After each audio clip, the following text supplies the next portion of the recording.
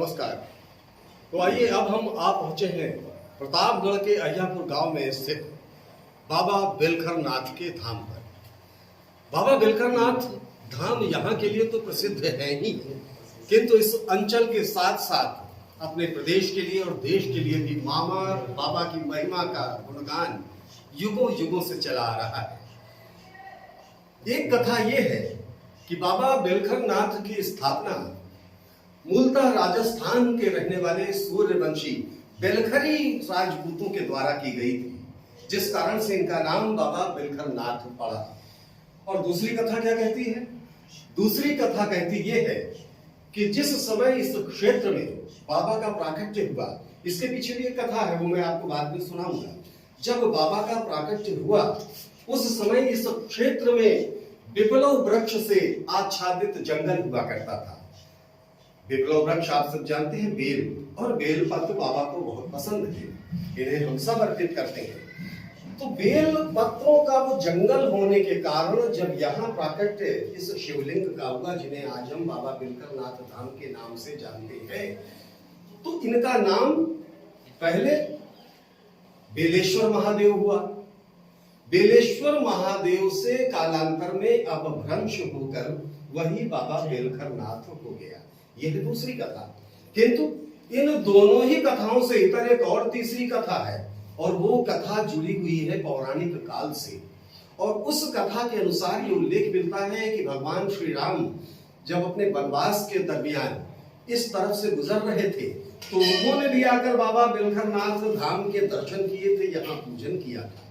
तो इसका मतलब ये है कि बाबा बेलखर नाथ धाम का अस्तित्व यहाँ पर कम से कम रामायण काल से तो है ही। शिवलिंग के विषय में एक कथा प्रचलित है।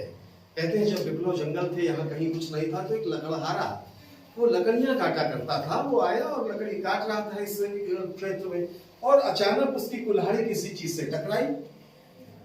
उसे लगा कि भाई कोई कड़ी शाखा है तो और जोर से वार किया जाए। उसने और जोर से वार किया। जब और जोर से वार किया तो कुछ वो उसको बिजली का झटका जैसा महसूस हुआ। तो लोगों ने कहा भाई ये क्या चमत्कार हो रहा है कि भाई उसको लगा कि ये क्या चीज है, देखना चाहिए। तो जब उसने यहाँ जो पेड़ पौधे इत्यादि थे उनको हटा करके साफ सफाई करके देखा, तो देखा अरे अंदर तो शिवलिंग विराजमान है। और हम सनातनी भारत देश के वासी हैं। हमारे यहाँ हर कंकर में शंकर तलाश लेने वाले लोगों का कहीं कोई सानी नहीं मिल पाएगा। तो हर कंकर में शंकर तलाश लेने की प्रवृत्ति रखने वाले उस सनातनी को जब यहाँ लकड़ी काटते समय इस तरह बाबा के दर्शन हुए, तो पहले तो उसने त्राहिमाम किया कि बाबा क्षमा कीजिएगा, भूलवश अनजाने में मुझसे आपके ऊपर प्रहार हो गया। ये कथा आचार्य ऋग्वंश ने भी कही है, और इसका उल्लेख बाद में भी पौराणिक कथाओं में मिलता है। तो इस तरह कुल जमा 3 कथाएं बाबा बेलखर नाथ के बारे में प्रचलित हैं, जो जानी जाती हैं, कही जाती हैं, बताई जाती हैं। किंतु इन सबसे परे जो एक वास्तविक कथा है वो है हमारी, आपकी और आज इन बेलखर नाथ धाम बाबा की। अरे ये भोले भंडारी हैं, ये तो सबके हैं, ये अनाथों के भी नाथ हैं, नाथों के भी नाथ हैं। जो इनकी शरण में आया उसके सारे पाप, सारे दुख, दर्द, कंटक सब निश्चित है दूर हो जाने हैं, पार हो जाने हैं। और इसीलिए बाबा बेलखर नाथ के धाम पर पहुंचकर इनका हरेक श्रद्धालु श्रद्धा के साथ कह उठता है, कर्पूर गौरम करुणावतारम संसार सारम भुजगेंद्रहारम सदा वसंतम हृदया रविंदे भवम भवानी सहितम नमामि। हे बाबा, जगत का उद्धार करो, मानव जाति का कल्याण करो, हम सबको सुखी रखो, सुरक्षित रखो, तुम्हारी जय जयकार। बोलो बाबा बेलखर नाथ धाम की जय। मंदिर प्रांगण में प्रवेश करने के बाद सबसे पहले बाईं तरफ यहाँ जगत जननी माता दुर्गा विराजमान है। इनके लिए केवल और केवल मन से 2 ही 4 शब्द निकल पाते हैं। माँ के सामने आकर के बच्चे को कुछ कहने की जरूरत नहीं पड़ती। माँ तो अंतर्यामी है। कब बच्चा भूखा है, कब उसे क्या चाहिए, ये तक माँ को प्राप्त हो जाता है, पता चल जाता है। ये सारी जानकारी उनके पास सुरक्षित रहती है। तो इनके दरबार में पहुंच के केवल इतना ही कहेंगे कि ओम ऐं ह्रीं क्लीं चामुंडाय विद्महे, ओम ग्लौं हुं क्लीं जुषज्ज्वलय ज्वलय ज्वल ज्वल प्रज्वल प्रज्वल, ऐं ह्रीं क्लीं चामुंडाय विद्महे, ज्वल हं सं लं शं फट स्वाहा। तो ये है माता जी। अब इनके दर्शन करने के बाद हम यहां से आपको ले चलेंगे सीधे बाबा बेलकर नाथ धाम के पास। लेकिन उससे पहले प्रथम पूज्य गणेश, अगर गणेश जी के दर्शन आपने न किए तो बाबा नाराज हो जाएंगे कि हमने तो अपने पुत्र को ये वरदान दिया था कि हम तक आने से पहले हमारे पुत्र गणेश का दर्शन करना आवश्यक है। तो लीजिए, यहाँ बाबा गणेश जी महाराज भी विराजमान है, इनके दर्शन कीजिए। गणेश जी के लिए स्तुति में हम सब यही कहेंगे कि गजाननम भूति गणाधिसेवितम कपित्थ जम्बू फलचार भक्षणम उमा सुतम शोक विनाशकारकम नमामि विघ्नेश्वर पाद पंकजम। ओम गण गणपतये नमः। तो ये गणेश जी के दर्शन हुए और उधर ब्रह्मा जी भी विराजमान है।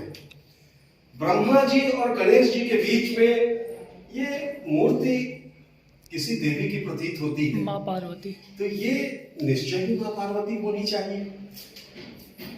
लेकिन हम सोचते हैं कि इस बात की तस्दीक करने के लिए यहाँ मंदिर प्रांगण में ही उपस्थित यहाँ के जो मुख्य पुजारी जी उनको आमंत्रित करें और उनसे आप पुजारी जी जरा सा कृपा करेंगे यहाँ आने की।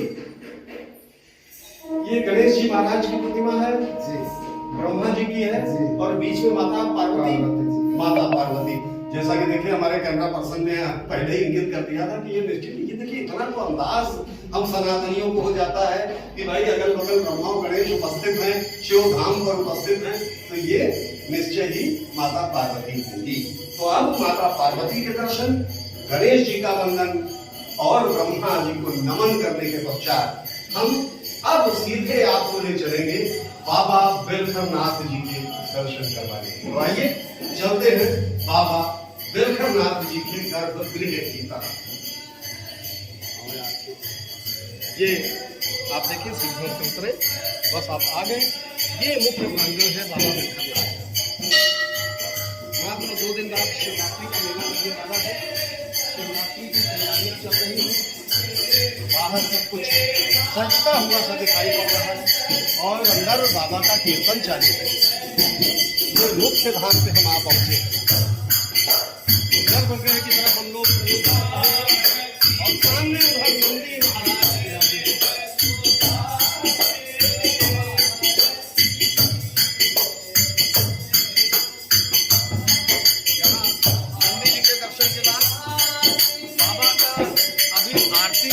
चल रहा है।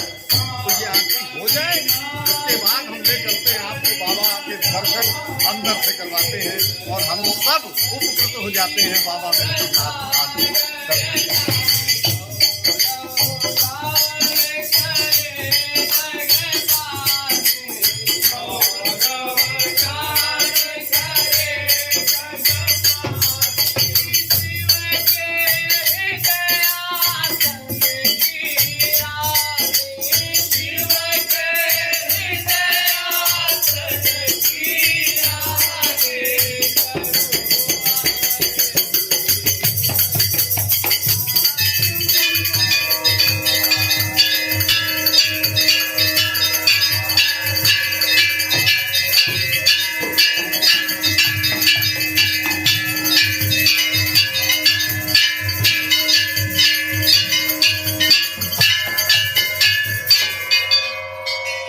बोलिए बाबा बेलखर नाथ धाम की जय।